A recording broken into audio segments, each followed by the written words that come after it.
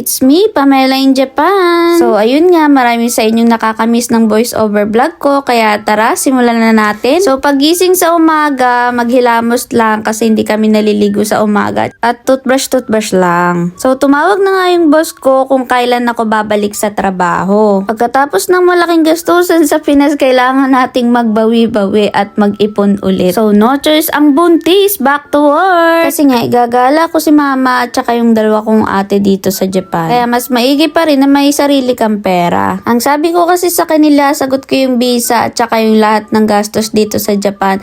Pero sa kanila na yung plane ticket. Pero si mama, syempre, lahat-lahat ng gastos kay mama, i-shoulder ko. Tinawagan nga pala ng boss ko yung asawa kong Hapon. Kaya bukas, mag-start na ulit ako magtrabaho. Tapos next, nagpa-schedule naman si Saito sa dental ko kasi medyo nasakit-sakit na nga yung ipin ko. Ganun talaga daw pag buntis. Kasi nag-aagawan kami ni baby sa vitamins. Bibili na nga rin kami ng maleta ngayong araw. Kasi nung flight ko pabalik, nasira dun sa Jetstar ang gulong ng maleta ni Saito. Check-in luggage siya. Then nag-claim agad ako and nag-fill up after ko makita na sira siya. And then nag-e-bill nga ang Jetstar, nababayaran na lang nila ng 9,000 yen kasi hindi na maayos yung maleta. Basta may resibo pagbili namin. Tapos kung mas mahal yung bibili namin, kami na lang yung magdadagdag nun. So pagtapos nga namin sa Don Quixote, pumunta naman kami sa Treasure Factory. Binilan nga ako ni Otosan, yung father-in-law ko, ng seatbelt stopper para hindi daw naiipit si baby Hapon sa tiyan ko. Pag wala kasi niyan sagad-sagad yung seatbelt, masikip.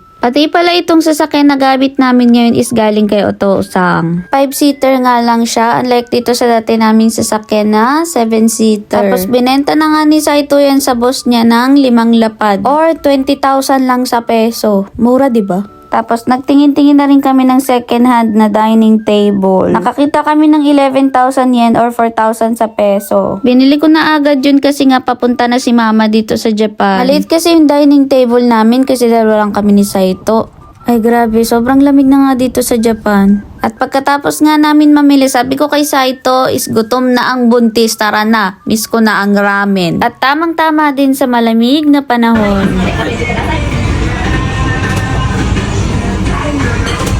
Itadakimasu.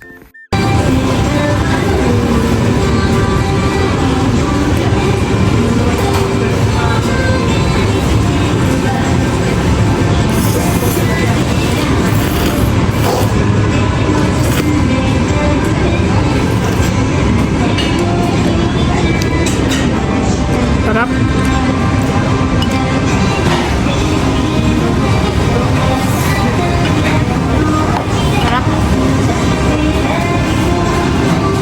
Craving satisfied sa libre ni Hapon. Thank you, mahal. Nagmadali na nga kami umuwi kasi sabi ni Saito magpa-part-time job pa daw siya ng half day. Napakasipag talaga, wala nang rest day. Sinukat ko na nga din pala yung nabili ko sa ukay-ukay. Sa halagang 2,000 yen or 700 peso. Tapos magsusuot ako ng boots. Aura na si buntis niyang be. Bumalik nga si Daddy Saito kasi may nakalimutan siyang gamit. Tapos nakalimutan niya din daw iki si Baby Mirai. At pag alis niya nga, inaantok na ako kaya umakyat na ako sa taas para matulog na. Hindi nga ako magkaigi-igi sa pwesto ko kung paano ako matutulog. Pagising ko nga tapos na pala yung winashing ko kaya sinampay ko na din. At nagluto na nga rin ako kasi magagabihan na at pauwi na rin si Saito galing part-time job niya. Syempre masarap magtrabaho kung pag uwi mo ay may kakainin ka na. Maya-maya ay may nakatok na nga sa emergency exit. At nakanguso pa, nag-aabang ng case.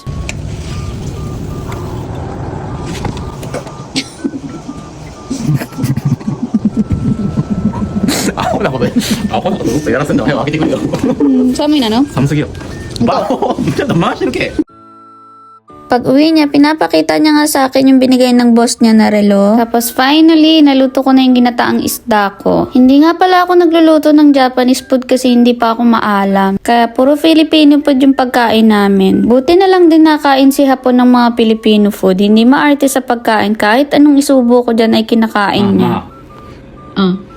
Kike? Inaumutot ang asawa ko. Dahil ba buntis ako, ito ay kakaiba. 話してない最近私してない本当 Hindi na umutot ang asawa ko. Dahil ba buntis ako, Di, ito ato ay desu. kakaiba. なんで後でする変やなベッドの中一緒に最悪や。寝れへんやん。ほんでさ、その、布団の中、パフパフするのさ、上やるやろ。アホやろ。下の方やるやん。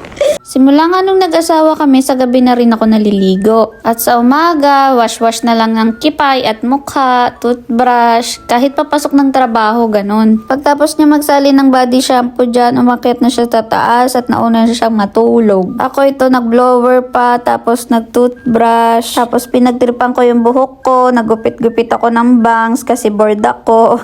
At dahil tinatamad na ako magtimpla ng Anmom Choco, mag-fresh milk na lang tayo. 早く閉めてくれよ。まだ。 Tulog na ang aking asawa. Paano natin mapapatangos ilong ni Miray niyan? Sabi mo pa naman, pag nag-bebe time, baka sakaling tumangos pa yung ilong ni baby.